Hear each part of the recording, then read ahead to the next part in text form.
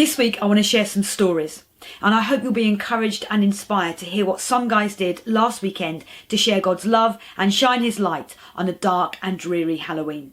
Thanks to all who got in touch after last week's Creative Kindness catch-up. It was so good to hear what you'd got planned and see pictures of what you'd made to give out to neighbours or leave out for those who were crazy enough to brave the weather to come knocking on your door. I was sent pictures of pumpkins carved with hearts and hope. I got pictures of biscuits decorated with labels that had messages on, pictures of bags of hope filled with treats and a book about rescue.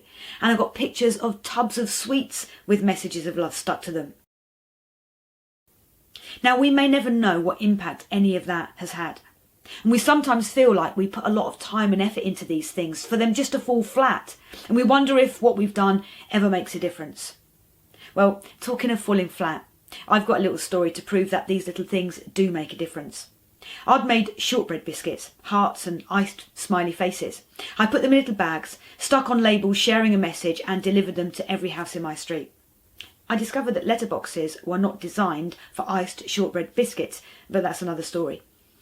I was waiting for a break in the rain, and when it came, I rushed out, went up and down the road in a hurry to get back before it rained again. In my haste, as I turned into one driveway, my foot slipped from under me and I fell flat on my face. To make matters worse, I landed on top of the bag that I was carrying the biscuits in, causing more damage than any letterbox could.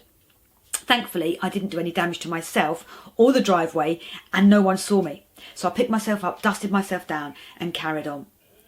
I managed to find enough unbroken bags of biscuits to make sure every house got something that still looked okay, and I enjoyed what was left. Anyway, when I got back home, muddy and wet after my trip, I did wonder if it was really worth it. But on Sunday evening, this card came through my letterbox. Funnily enough, it came from the lady whose garden I had landed in. She was not just thanking me for the kind gesture, but she wrote loads inside, sharing with me some of her fears and worries in response to the simple message that I'd stuck on her bag. So you see, we may think the little things we do make no real difference, but this card reminds us that they do. Everyone who received something, one of those treats, something that was done last weekend for Halloween, has been impacted in some way. Everyone who's received something that you've done as an act of kindness has been impacted in some way. So let's keep finding different ways, creative ways to show kindness with those around us. But most of all, let's pray for those people and let's pray that God would touch them in a supernatural way with his supernatural love. Have lots of fun doing stuff, and I'll see you next time.